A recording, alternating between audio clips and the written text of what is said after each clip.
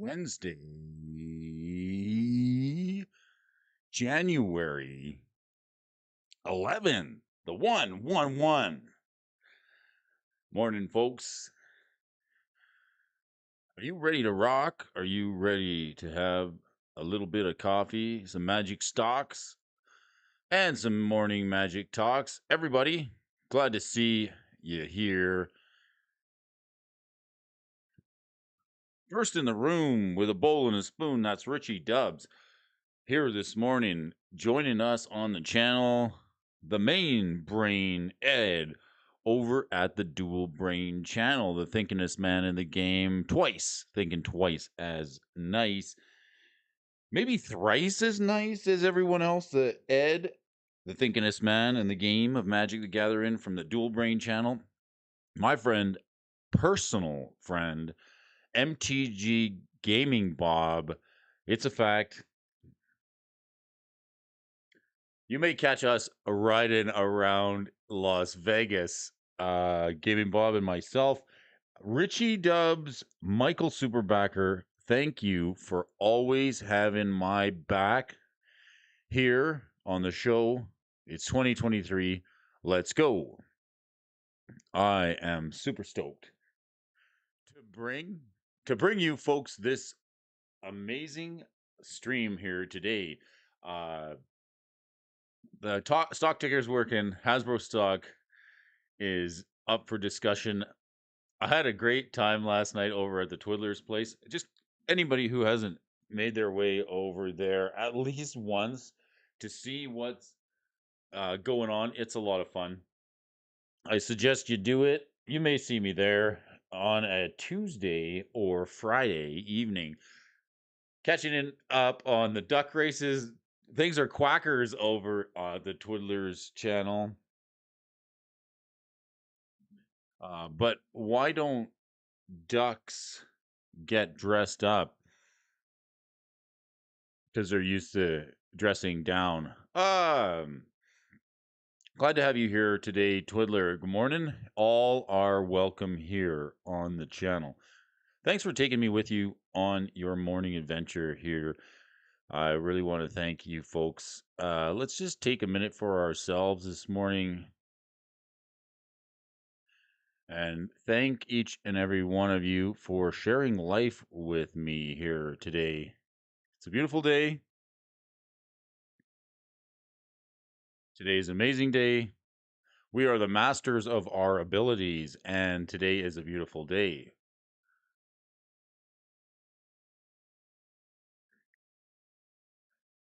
Let's just have a little sip of coffee and get ready to face whatever may come our way. You never know what happens when you walk out that door, who you might meet, where you might end up, and the adventures that fall before us.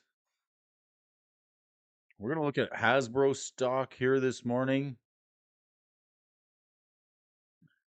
Look on the movers and the shakers list. I hope that Tom Mitchell will be stopping by in a little bit. Let's check out the chat.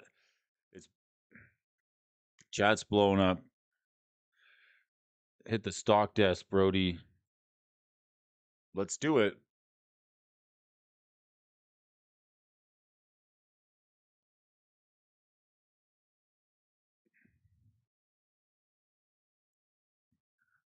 Let's try and find an article. We can go back just a couple. A penny saved, an instant or sorcery earned. This one's from Ryan Cole. Thanks, Ryan, over at the MTG Stocks. That's out on January the 1st.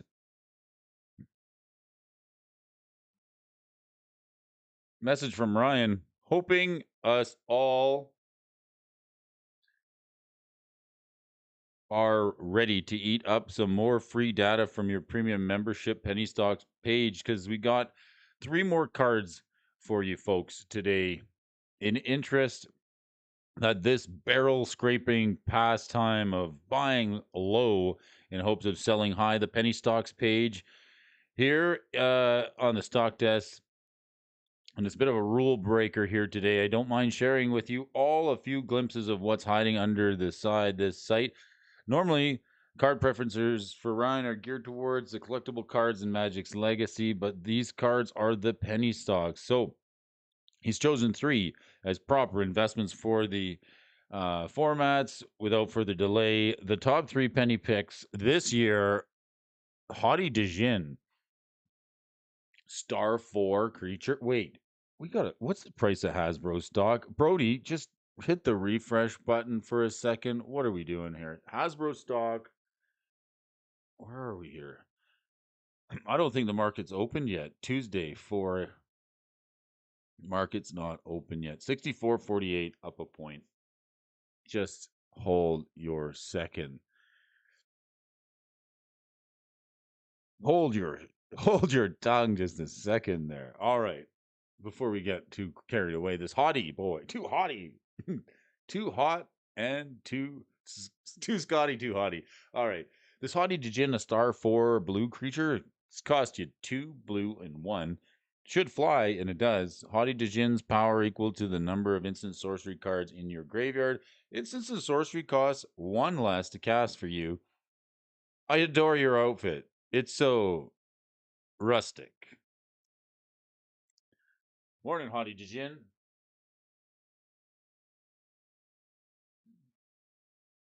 Thanks for joining us here on the channel. All right. Blue's definitely in the top list of the color choices. All the way around versatility makes this appealing. This Haughty Djinn price is under $2. In fact, the best instant sorceries are arguably blue, makes me always want to put at least a small splash of color into every deck I make. For 3 mana, the Haughty Djinn only has an increasing power. So it's sort of like that Nighthawk Predator, or I think that's the black one. It's like the star 4 flyer for creatures or card types in the graveyard. But Haughty Djinn has this increasing power, and then nicely adding you allow to cast your instants and sorceries for a rebate of 1 mana. It's also only about 4 card. It's also one of only about 4 cards that isn't legendary from most recent MTG sets, so you're not stuck with one of them on the field at a time. No, it's not legendary. It's unlike Baral, right? So Baral, this one you can stack. You can have as many copies of Haughty Djinn. Unlike Baral, who's legendary, he reduces the cost of your instants and sorceries, but you can only have one of them. Some other blue cards have done the same cost reductions for instants and sorceries, such as Baral. Font of Magic. Yes, we spoke of Baral here. We do like Baral. He's legendary. The main thing I like about Baral is that he does work with Otawara. Otawara costs 1 less for each legendary creature you control. And then Baral gives you a rebate on your instants and sorceries. So I personally like that. And this, the Font of Magic. An enchantment for 1 blue and 3 instants and sorceries you cast costs 1 less for each time you've cast a commander from the command zone. This game, wow, commander card, right?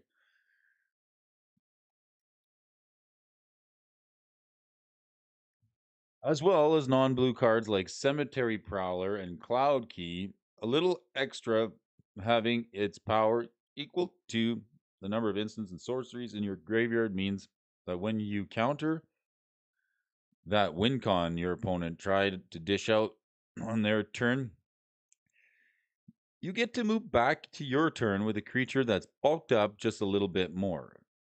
Coming in at just over $2 at the time of writing, I see Haughty Djinn as not only an extremely valuable card for gameplay, but also a card that can grow in value over time due to its multiple positive traits. Until it gets hit with the reprint. Second pickups jumps colors, but don't worry. We'll tie the thesis together here at the end for a little extra credit for anyone keeping score. The revolution will not be televised. The revolution will be live. Scour glass. This baby's a white card. It costs you 2 white and 3. It's just between $4 and $6. Costs you 5 to get this Shards of Alara rare. Artifact says tap, sacrifice, scour glass, destroy all permanents except for artifacts and lands. Play this ability only during your upkeep. Wow, it's like a Nev's disc, only like selective. It doesn't wipe lands out and it leaves artifacts in play. Sounds good in artifact build. Soon I will sleep, eyes closing to a world tarnished with flesh, and then wake to a polished vision. Shroom. Sharumi the Hegemon. While it's a bit expensive to cast this card, worth considering for artifact decks in white, or for your investment portfolio, with the resurgence of artifacts of all sorts being printed in several recent sets. Scour Glass's tap and sack ability destroys everything. It is a nice addition to have in a deck, or to have to sell to those who want it in a deck. Yes, there are timing restrictions, since you can only activate it during your upkeep. But if you properly plan out your gameplay, you'll either slow down your opponent or completely devastate their ability to recover. This card can save you a rear end in a game the same way that a full Wrath can, but with an upside of saving all your artifacts for just 1 extra mana.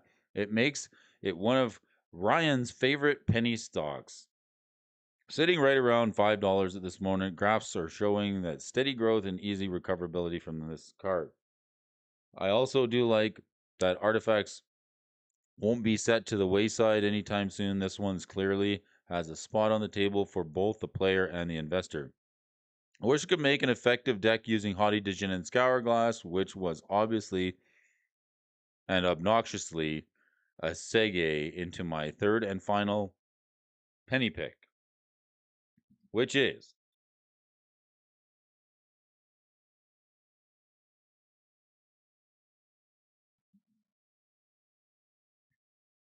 a Darkar Waste. Got the borderless one up here. Check it out. Where's the first printing of a Darkar Waste? I want to say maybe Ice Age.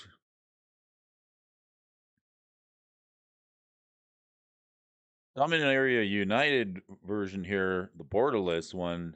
Darkar Waste taps for a waste, or you can tap it for a white or blue mana, and it'll deal a damage to you. Each of us has a different preference in artwork, but no one can deny that the borderless version of a Darkar Waste printed in Dominaria United is a beautiful card. Azorius builds are the most common decks in standard and second in modern, so the monetary value of this card's maintained a pretty steady pace across the graphs for each printing. We all know people who bling out their decks with different versions of the card they use and love, so collecting this printing as an investment is a reasonable thing to do, given the fact that first only borderless printing.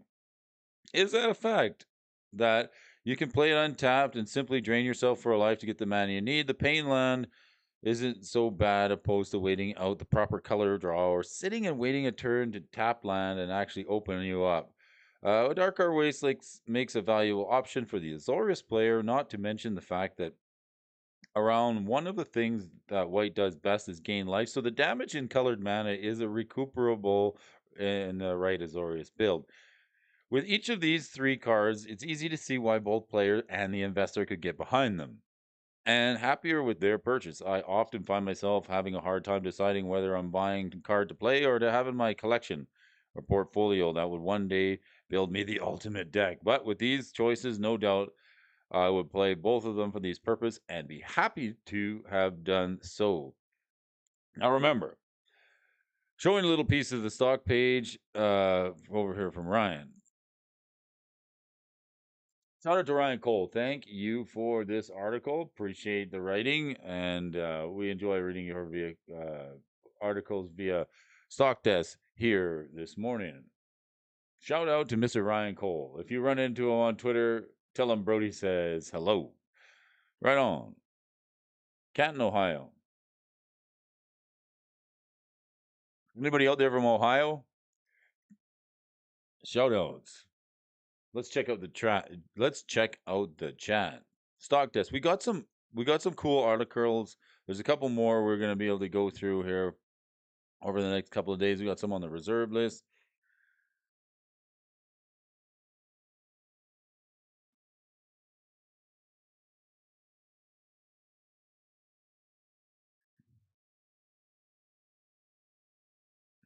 Let's check out the chat real quick.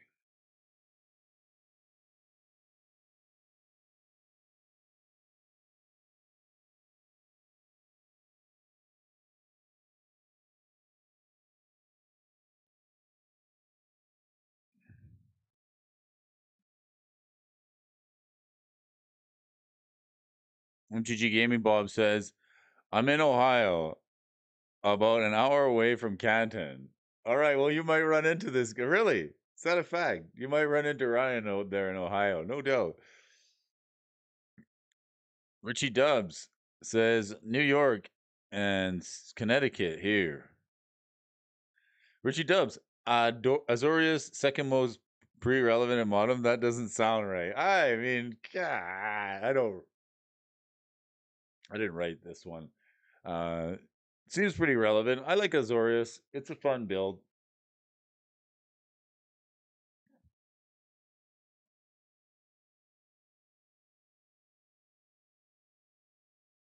Well, we're gonna have a look at the movers and the shakers list today. Let's check it out. We're gonna have a look at the movers and the shakers today. Let's check it out. Where are we gonna go? Yesterday,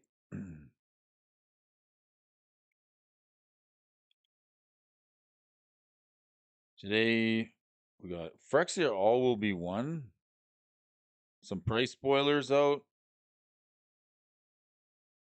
Don't really have a lot of comparisons. A lot of reprints. I mean, we're talking the Blue Suns, Twilight. I don't think that's a reprint, but I go back. Let me take that back. There's a few reprints. There's Obliterator and a bunch. I like the art on the other Obliterator better. I can't. I don't know. Sorry, I digress. But like, isn't this which art do I don't know? Murray Cooper is in the house. Hey. Hey Murray, nice to have you here this morning. Hope you're having a good start to your day. I'm sorry I didn't get back to you the other day. I put the phone down and then I got sidetracked and distracted and then I read your message and I was like, "Oh shoot, I'm supposed to get back to Murray if I can't make it." So I didn't and I'm sorry for that. I'll try to do better.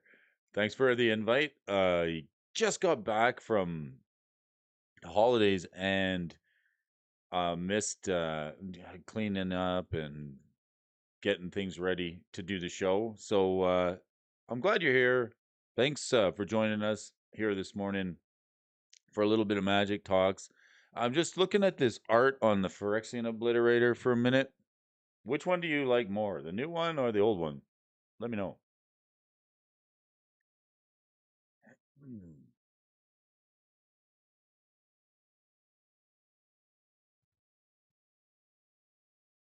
2023 is here. I'm partial to the old Obliterator art. I'm glad we did get some new art for it though. I guess like we needed some new art for the Obliterator. As awesome and epic as this one is, some new art is always appreciated. That'd be choosy, right? Some new art. We did modern yesterday. Checked out some of these cards. Vintage on Monday, and let's just take a peek at the all list and maybe we can run Murray, what do you want to look at for what list do you want to run here? We did vintage on Monday, modern yesterday. You want to do legacy or the all list here this morning? Choices, choices, choices. Richie Dubs, you like that old art too? I don't mind it. I think it's pretty great. check it out.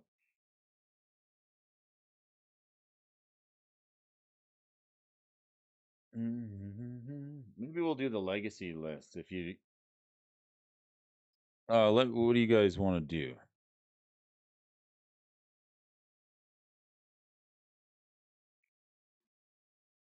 Morning, Gaming Bob. Oh, Twiddler's Place says Jacksonville, Florida. All list. Sounds good. It's a good way to start the week. Let's go to the all list here. Movers and the shakers. We got some staples up. I'm gonna build another coffee. Let's take a look. We got the Beta Scrubland. It's up $800. Now we're still waiting for the fourth quarter earnings for Hasbro to come out. I don't know if we're gonna see it until like early February. That's you might hear some chatter around the campfire, but really, we're waiting. We're waiting a little bit more. I had this chart up yesterday for all you folks. It was this periods to make money chart. So right now, being in 2023, we're like sort of here in a low time. So like, I'm still gonna wait a little while to pick up any cards, but seeing these dual lands, especially the revised dual lands, and earlier last week we sort of discussed like the split in the tier of the power of the reserve list. Like this scrub land would be like top tier power in the reserve list. The second tier would be like the white border ones from revised, a little bit cheaper. But this beta scrublands making its way up with a 36% tick up in price. Let's have a look and see if we can find a couple of options for you folks. Speaking of dual lands, Plain Swamp, original dual, beta version, black border. Need it for commander, don't we? We need these lands, and like we just need like more dual lands that aren't so crappy. Let's run the chart back. Wow, going back to 2015, it actually seen a spike up in price. Like, why not?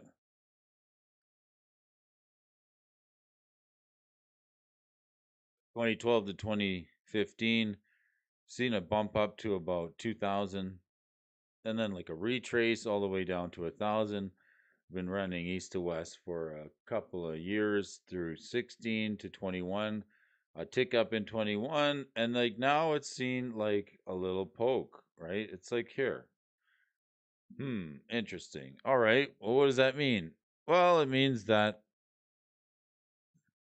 the price is changing. People still want dual lands. They haven't reprinted them. And it means that like this is not, well, I guess it's got blue in it. No, it doesn't have blue in it. So it's like not one of the desirable lands. It's Yeah, it's Orzhov. So it's not like a popular color combination except for in these decks. The Reanimator deck, four color Reanimators playing it. Ah, Atraxa is playing it. Dragon. Nagia the Blade Blossom.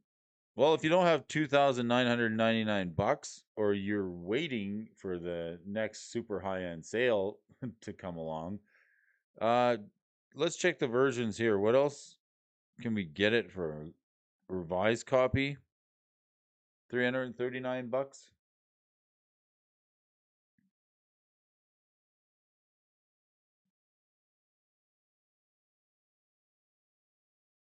Morning, Tom. Nice to have you here. Thanks for joining us. We're talking Little Magic Stocks, Little Magic Talks. Shout out to your area. Where are you all from?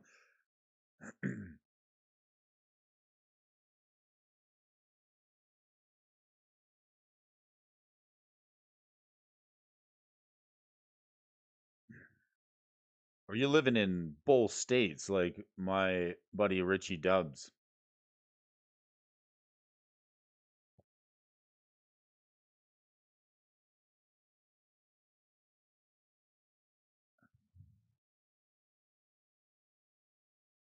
So $339 for the revised Scrubland, or if you want to get a collector's edition. Collector's edition actually looks pretty nice because you get that black border for $282. What a nice looking card.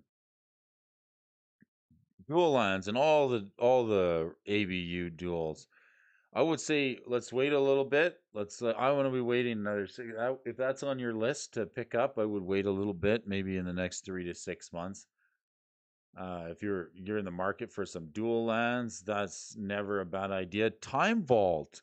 Okay, Time Vault on the list, the beta version, up 30% to 33.22.10. This card is insane. Like, let's go back to the beginning of Magic. Like this card, let's read it. 2 mana for a artifact that comes into play tapped. Darn, right? And it doesn't untap during your untap phase. If you begin your turn while Time Vault's tapped, you may skip the turn instead if you do untap Time Vault. And then you can just tap it to take an extra turn after this one. Wow. And the simple fact that this can be played with any number of untapped effects, including Twiddle, that was also printed in early Magic, and the many, many others that have come after it. This card's amazing. It's seen play even in vintage decks today. It really is. Like the Paradoxical Outcome deck, the Manifold Key deck, the decks that I think I have a deck here that I tweeted. Where are we here? This deck. So this is like a Paradoxical deck played by Giuseppe Di Vincenzo. He just won the MTG Fest 2 in Pisa with the Jewel Kitten deck. This could run a copy of Time Vault. It's got the key in there, the Manifold Key to untap the Jewel. Another card that I noticed that I see him running is the Mightstone and the Weakstone, or the Mightstone and the Meekstone. Trying to see if there's a copy of the Time Vault in here, and yes, there it is there. I see it. He's running the Time Vault right here. So there's always time for Time Vault.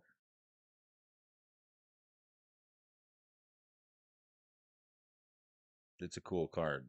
So it's seeing play in vintage even to this day. Good reason that this card would be seeing some price action. Why not?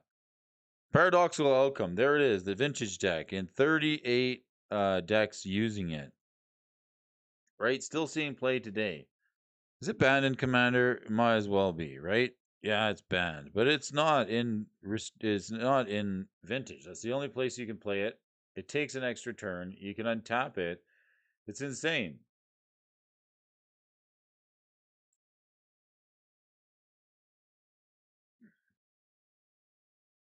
Beans in Boston, the magical fruit. The more you eat, the more you toot. The more you toot, the better you feel. So let's have beans with every meal. Oh my goodness. I feel like a kid again doing the show. I love it. I lived in Hull, Mass, across the river from Boston, where the jetties are, for 4 years, and loved it.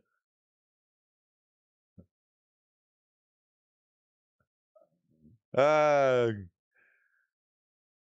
Hope you guys are having a good one. Blue Tinker plays it too. Like, this is the thing. You got this new paradoxical deck. It's really fun. Like, I played the deck in Magic 30. It was a lot of fun. I should do a video on the deck. Actually, yeah, I did a little. Yeah, it's a fun deck, and like I could see why the Time Vault is popular. Before it was the paradoxical deck, it was like Blue Tinker. Tinker is a card that just got itself banned, and if in the limited and when it was when it was legal, But Tinker is Blue Tinker. Let's have a look. Of course, we're playing the Time Vault in here. You can tinker for it. You can go find it, and then you can. Let's see if they're playing a copy of Twiddle. Twiddler's in the house, right?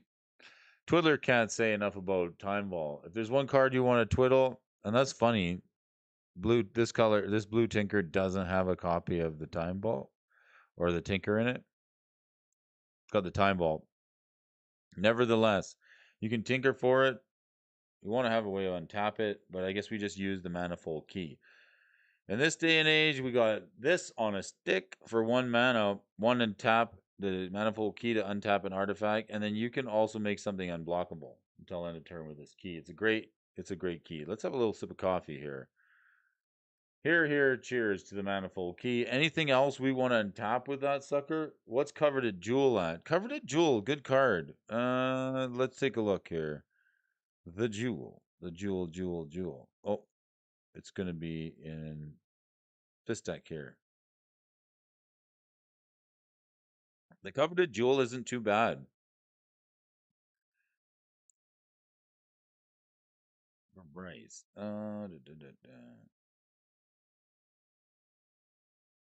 And is this deck not running it? Just a bunch of baloney.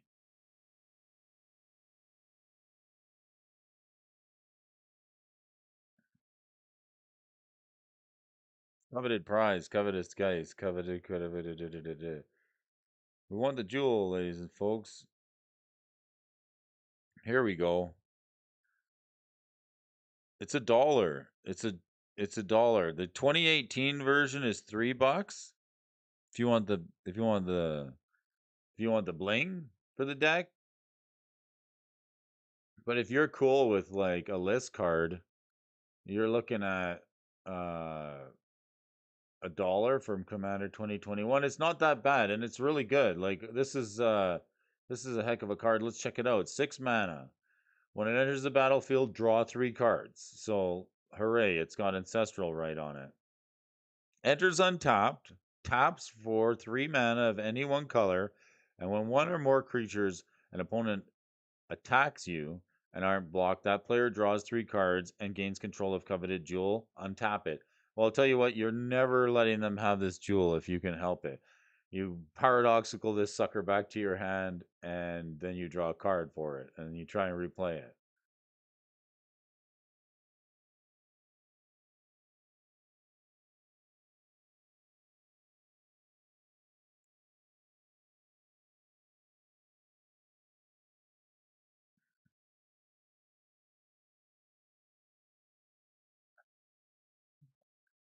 You guys talking about some golden grounds for breakfast?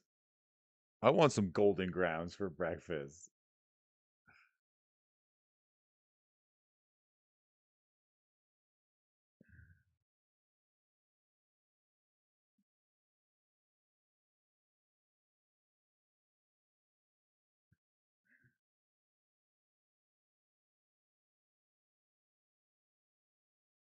Hey, what else we got here?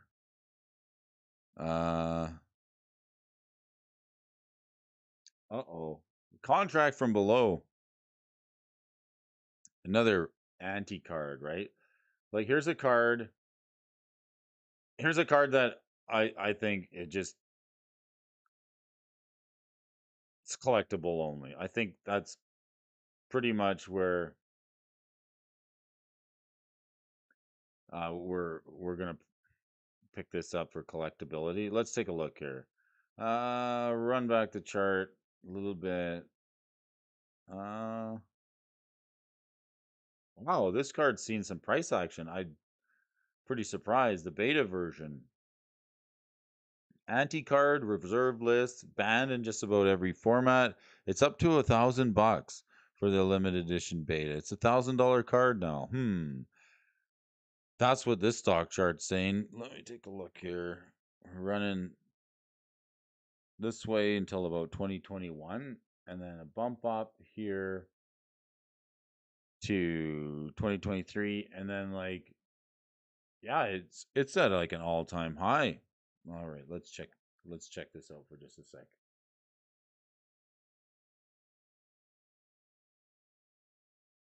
None available. Is somebody buying this card out? $543 from the vendor's shop. It's a card I keep seeing it on the movers and the shakers list in the vintage slots, and it just doesn't seem to go away. But now it's seeing some price action and steady too. You can find it on eBay for a little cheaper, around $400 for a moderately to light plate. The near mint one is $1,000. One at Chicago Style Gaming for $10.99. So, serious collectors, set collectors. What's the alpha version worth? Is it even more? $1,500 for this alpha rare. Wow. Oh, that one's not. This one's 1,100. None available. 1,500. As high as, well, $22.99 if you can get it at the vendor shop. All right. Well, let's take another look. What else we got? Force of Nature. This is a really cool card. An 8/8. 8/8 Beta Boy. The Force.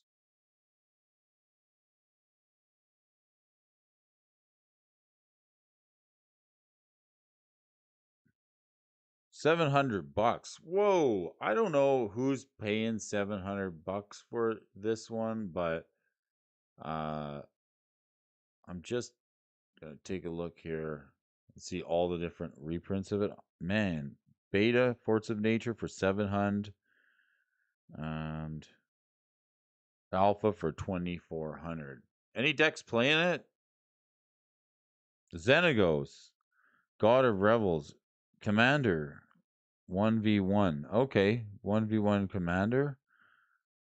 And Saskia the Unyielding. There's a couple of the decks playing it. I don't know how many. Let's take a look at the Xenagos deck. Xenagos is a creature god, is indestructible. As long as your devotion to red and green is less than 7, Xenagos isn't a creature. At the beginning of combat on your turn, another target creature you control gains haste and gains XX until end of turn, where X is that creature's power.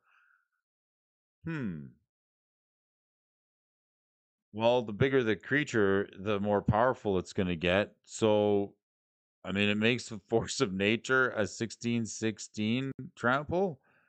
That seems all right. So the bigger the better. The Force of Nature gets pretty big in a Xenagos deck. And let's take a look at the Saskia the Unyielding. What are we doing with her over there?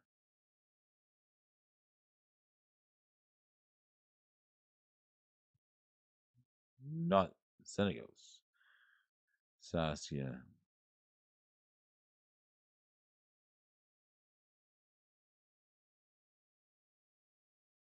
Let's check the chat.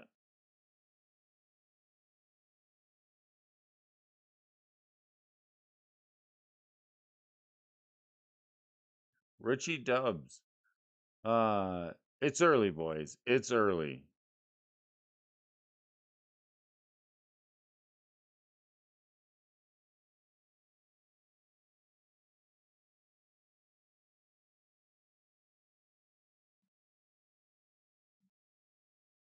It's early.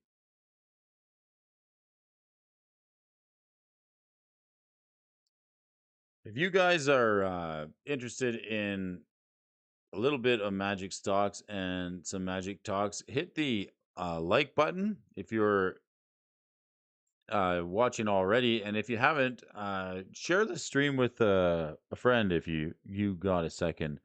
Uh, hit the subscribe button and hit the share. Alan Cahoon's just dropped in. Join us. We're looking at the movers and the shakers list here today, Alan. Going down the all side, looking at some of these old school cards, mostly black bordered stuff. It looks like the boys are having a cooking class in the chat. So, they're. I'm not sure. I'm not sure exactly what we're cooking over there, but it's pretty interesting. We got the clone on the list here this morning. So, morning Magic stocks and some Magic talks here today. I like this card, Clone, the Alpha OG Clone. This was like this was a cool card because you could actually copy a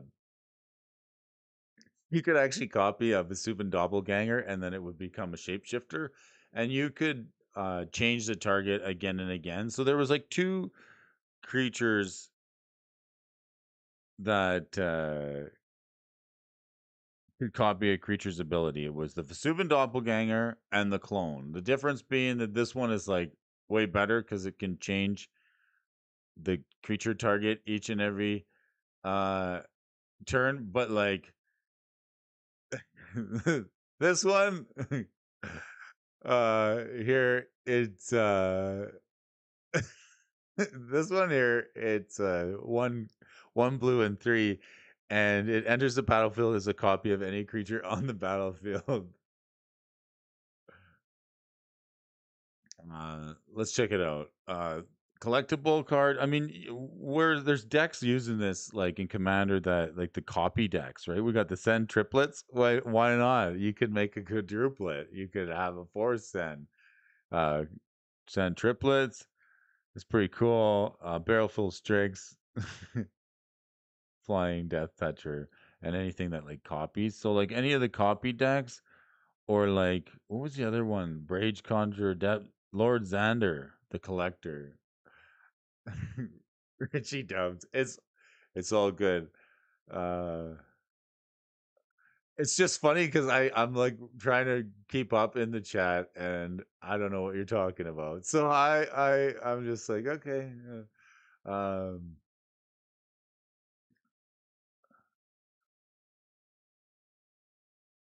Xander the Collector. Let's check it out. Anybody playing Clone and Commander? What are we copying? Uh Miriam, Sentinel Worm. Looks like Xander the Collector send triplets braids. The blue braids. Mono blue braids. What's this one do? Beginning of each player's upkeep, that player may put an artifact, creature, or land from her hand into play. This is a badass card.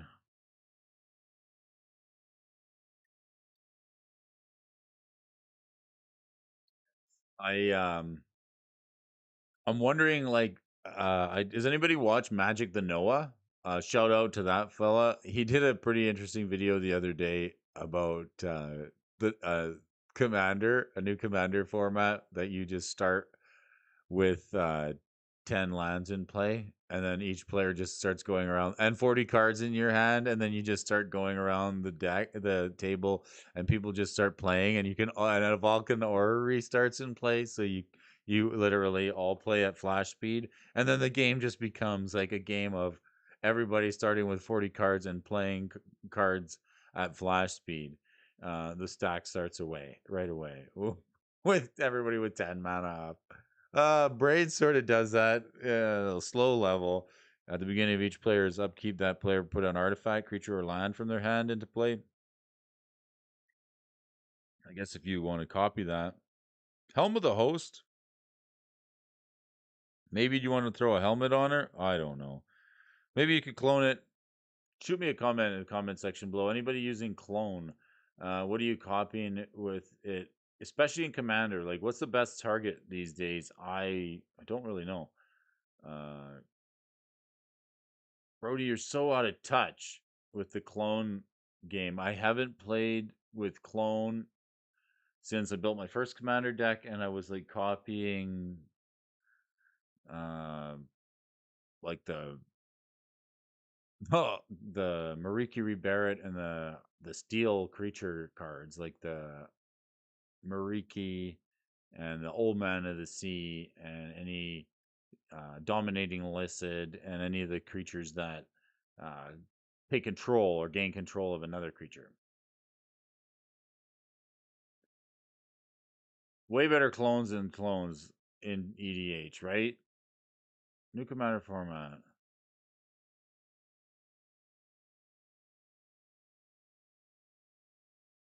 Okay, let's check. Oh, let's get that. How's that going here? All right, clone, animate wall from beta. This is like a collector's dream, I guess. The beta version of the animate wall. How much? $136. All right. Can we run this back here? Chart. Any price action for this card? No, nobody wants this card. It's like this extremely slow wall. It's got kind of hilarious art on it. I always got a chuckle out of this card. Like, is this not the funniest art? Like, this wall is animated, it's ready to attack, and it's chasing down at instant speed this lady who is like just like trying to get away from this wall, right? Doesn't that what you see here in this picture? Wall looks angry. It's got short arms. I don't see how it's gonna feed itself, and it's even got feet. This card is amazing. I love it. Dan Fraser, thank you for this art. It has made me laugh so many times.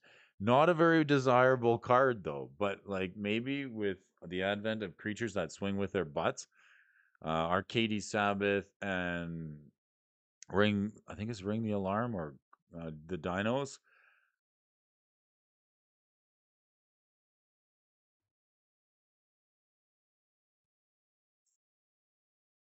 The animate wall is a card that I just, I can't. Maybe in a wall deck, you have to have a wall deck. Like I want if there's like ever a card that makes like the best wall deck awesome, and like maybe we'll see a spike up in this card's price. For a hot minute in Strixhaven, it's like poked up to $144. Pramicon Sky Rampart. Let's see what he does. Cheat. What does the Pramicon do? Flying Defender, Pramicon the Sky, Rampart enters battlefield. Choose left or right? Huh? 1-5? Okay, left or right with the Rampart? Swing your Rampart to the left or right. Uh it's Jeskai. Each player may attack only the nearest opponent in the chosen direction and planeswalker controlled by that opponent. Wow, it turns the game into a game of melee. How neat. Colors, entrance, aggressors directing their violence. So this is kind of cool. You want to play, so the animate wall is in the wall deck. Left, right, center. Hmm.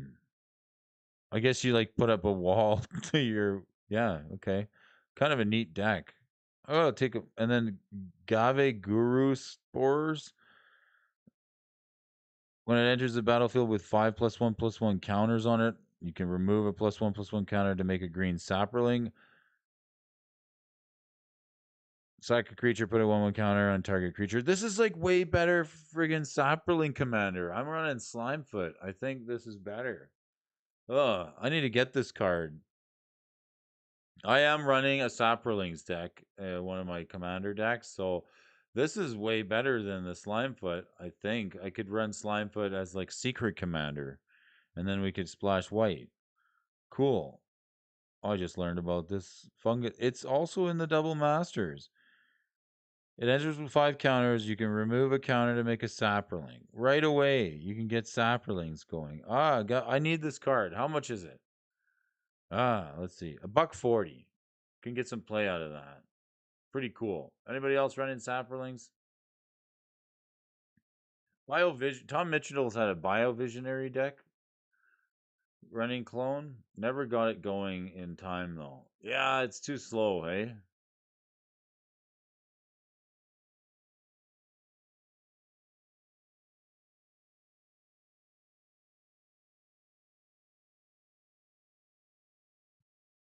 Richie Dubs into tanning.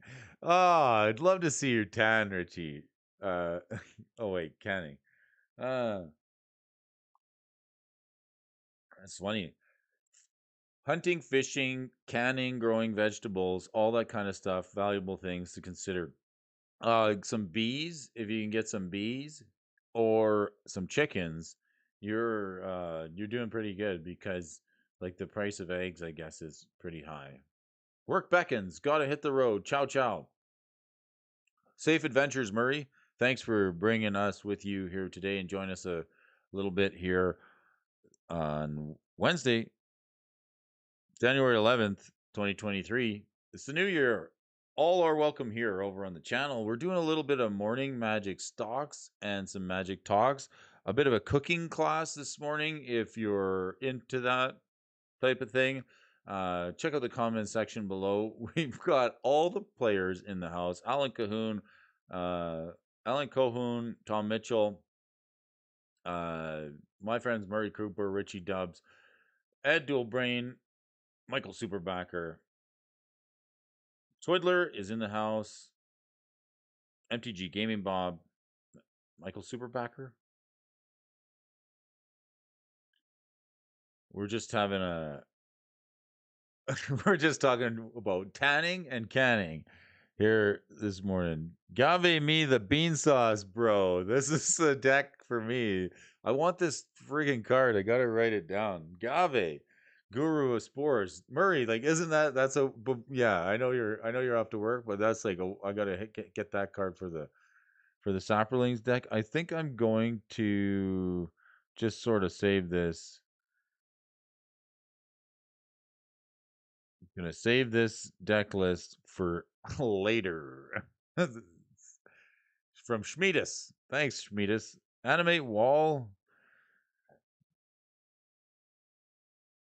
And Mishra's Workshop. Yes, of course it is. The Mishra's Workshop. This is like a battle all the time. Is it going to be the Bazaar or the Workshop that's dominating the vintage formats? $34.99 for the Mishra's Workshop. It's up 55 bucks. I would love to play this with the Liberator.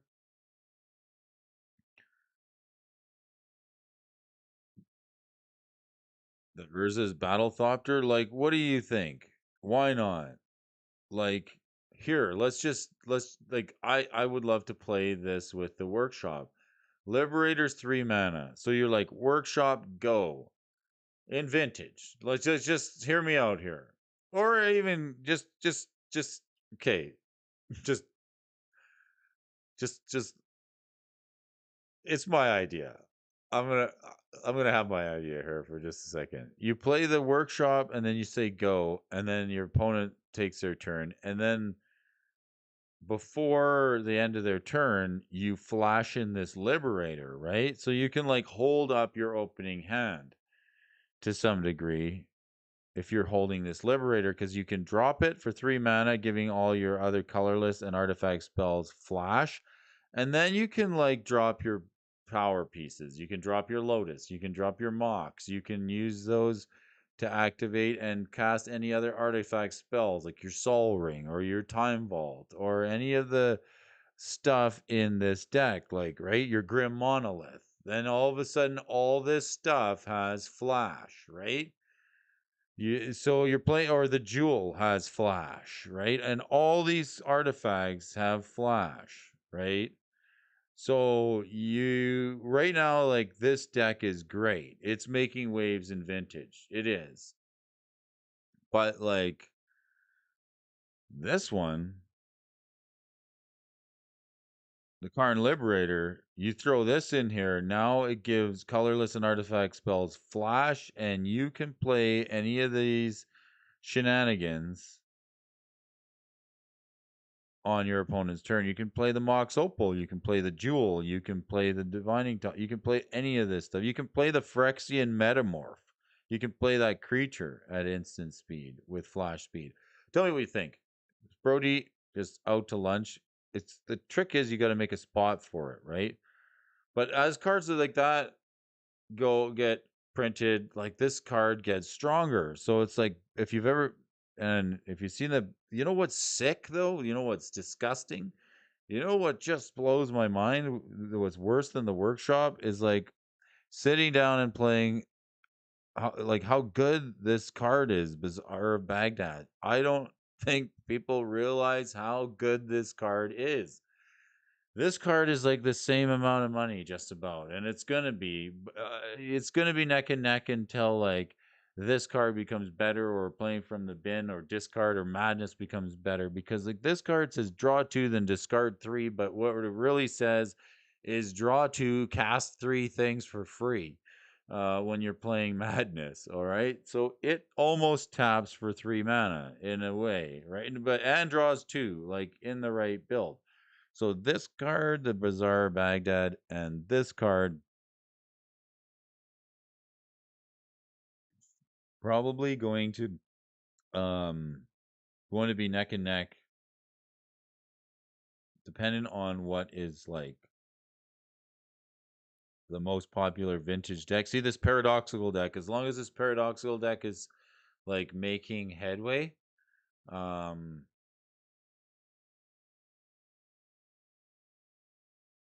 the workshop's probably going to be worth a little bit more. I have this deck, so that's cool.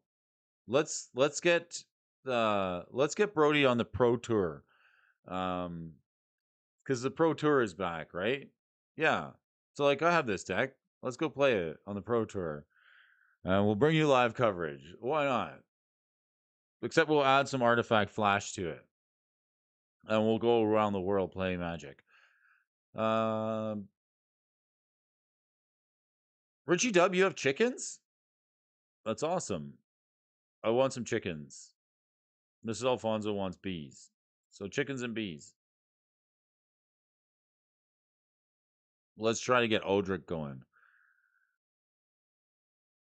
It's Wednesday today. We're going to be on a little bit past the hour. We're running the all list here, and a lot of land on this on the all list today, Tom.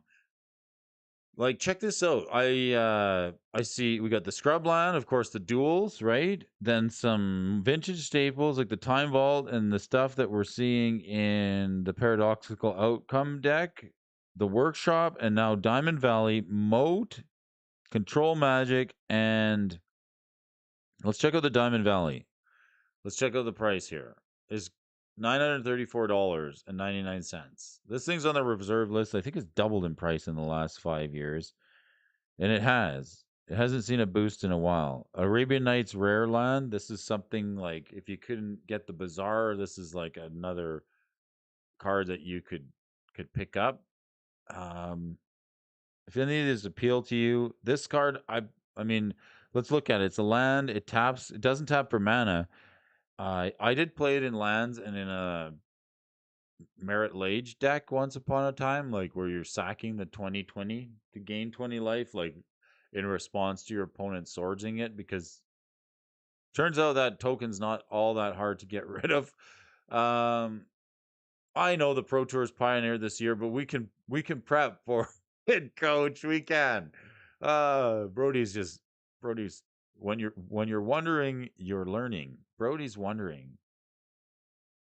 Alan's got a copy of the Diamond Valley, so he's sacking the 20/20 Merit Lage tokens to gain 20 life, maybe two. Where do you use it? Dex using it. Child of Alara. Ah, okay. In Commander, it's seen play with Child of Alara. Tell me, child. Let us see here. Child of Alara says you can't read it. No, Brody. No. When Child of Alara dies, destroy all non-land permanents. They can't be regenerated. Oh, so you just need a way to kill this thing. It's an avatar. So the Diamond Valley does that and gains you 6, and it blows up the board. Neat. It's a good card. It is. Just try and get Odric going. I know, right? The Flesh Gorger? What's a Flesh Gorger? I gotta take a look at the Flesh Gorger.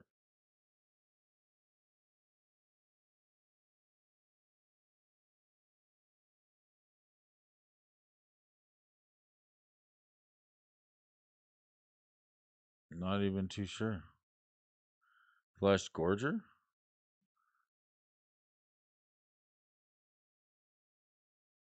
Sack the commander, blow stuff up, gain life for profit. I love it. uh, so like, what are we doing here, right?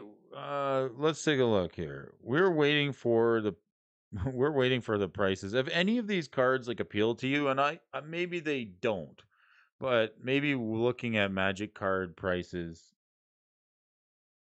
like maybe you don't like looking at Magic the Gathering card prices. Like, does any of this make sense to you? You know, cards going up, cards going down, and you're like, why is this one good? If you don't like doing that, like, this is the place you can come hang out. I'm doing it anyway. I'm looking at these charts each and every day, giving you my take on them and giving a chance to have a discussion in the comments section below. Any of these cards appeal to you? Do you have some of them? Do you use them? What's making them move up and down in price? Where are they popular? We need to know. I think if any of these cards are on your pickup list, I would wait another 3 to 6 months. And Brody is waiting for, and I'm going to say it every day, waiting for the super high end sales. That's going to tell us that like the card shops are desperate and like stuff has gotten so bad, they're willing to sell the sheets. And that's when you want to watch for high end sales on these tier 1 and 2 reserve list cards. Another 6 to 9 months. There's just not enough pain. I don't think it's sad to say, but I just think we're not out of the woods yet, and there's going to be some sales coming up. So if that's if any of these look interesting to you, I wouldn't jump out and buy them. I like watching the price trends to see maybe how far they're going to retrace.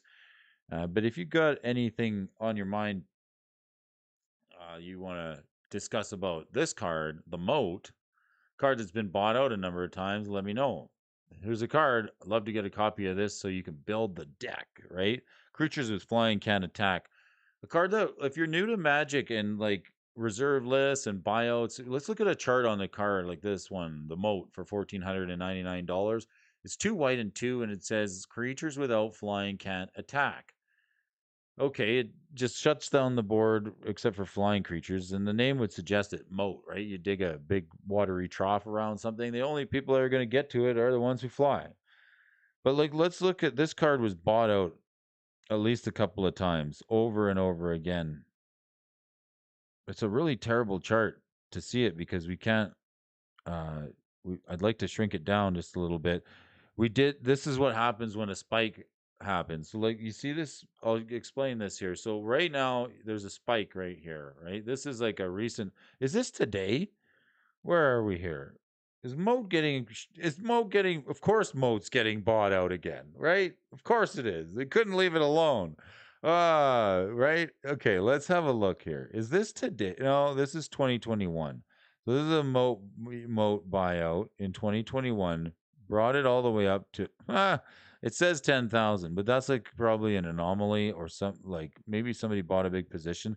So that what happens here is this spike, it ruins the data for all the rest of the chart behind it. So we're going to have to clip it and go back here. So now, because these are relative charts, because relative to that spike, like all of these bumps are so small, it won't tell us like how much of a movement they were. And in this day, there was a big movement. So there was a guy who bought out this Moat card and like moved the price. I think the first time is right here, halfway through 2016. It moved the price quite a bit, all the way from like $300 and doubled in price. And then it got bought out again. And like it moved it up another time to like 800, $900. And it's kind of like come back down a little bit. And then like this is sort of the advent card like that, you know, people start thinking of like some just regular guy can come along, just a regular bro can come along and throw some money at a reasonable card on the reserve list and move the price, then anything is possible. It can be done with other cards. So it popularized and sensationalized the idea of buying out reserve list cards.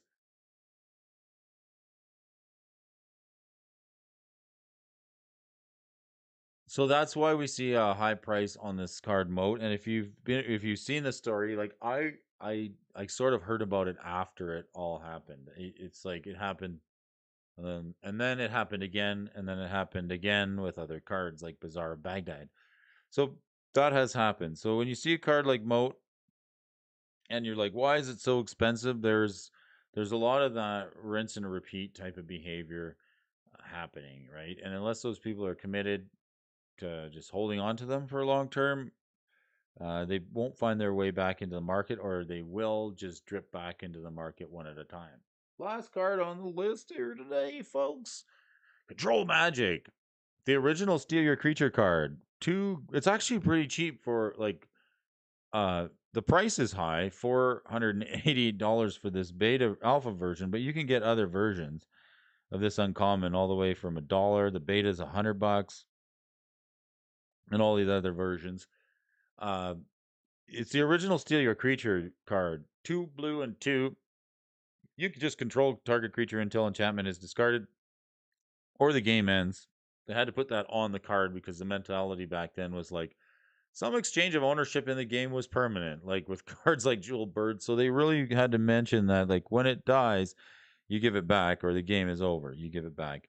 If it's tapped and destroyed and put into its owner's graveyard. So like that was important text to have on this card. And now like the Oracle text says you just control it. Because all the other stuff is on the internet, and that's how the communication's made. Mycosynth Golem at $22 for Christmas. Thanks to Brody's advice, buy low, sell high. That's my motto. Oh, I love it. Ah, that's cute. Buy low, sell high, that's my motto. I may just quit my job at the power plant and become a full-time stock market guy. That's right. Thanks for that, folks. Mycosynth Golem. Yeah, right. That was, where's that guy at? Mycosynth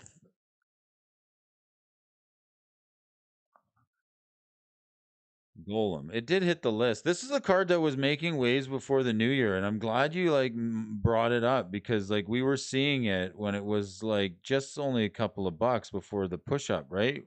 15, $20. So yeah, now it's doubled. So it's gonna see a reprint, but like if you needed a lot of people looking for this card.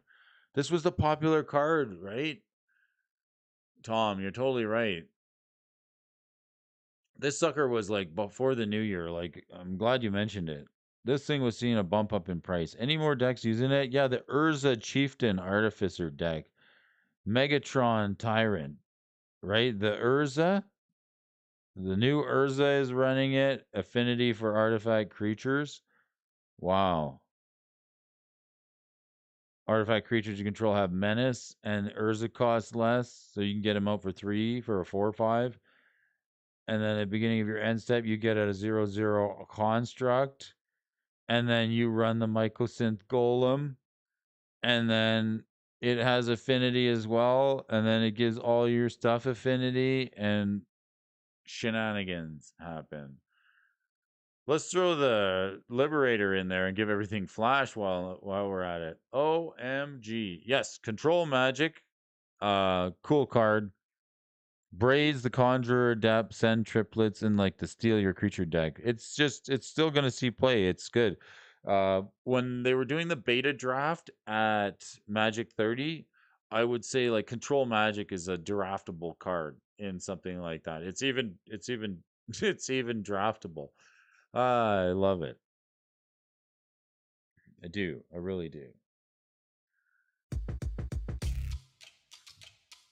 What's that? All right, my time is up. It's half past the hour, and you know what that means. Brody's happy to be here. Glad to share my day with you folks. Thanks for tuning in. All the Freetrons, the Patreons, the Alphonsonians, and those of you tuning in on the channel. It's 2023 and it's Thursday, and I'm glad you're here with me, taking me on your adventures here this morning on Wednesday, January 11th, 2023. Here for a little bit of morning magic stocks. I want to thank Michael Superbacker, Dual Brain, Richie Dubs, Tom Mitchell, Alan Cohoon, Murray Cooper, and the rest of the gang. MTG Gaming Bob, Twiddler at Twiddler's Place. Anybody in the comment section who I have not said hello to, hit the like button, the subscribe button, share this video with a couple of friends. Let's get some more people and get Brody's going on the Pro Tour. I'm telling you. We hit that vintage Pro Tour. That's where we're going. Let's do it. All right. I'd like to have you with me. Let's groove out. It's Wednesday. It's hump day. It's the middle of the week. Get yourself some steak and put on your PJs tonight. Talk to you guys soon.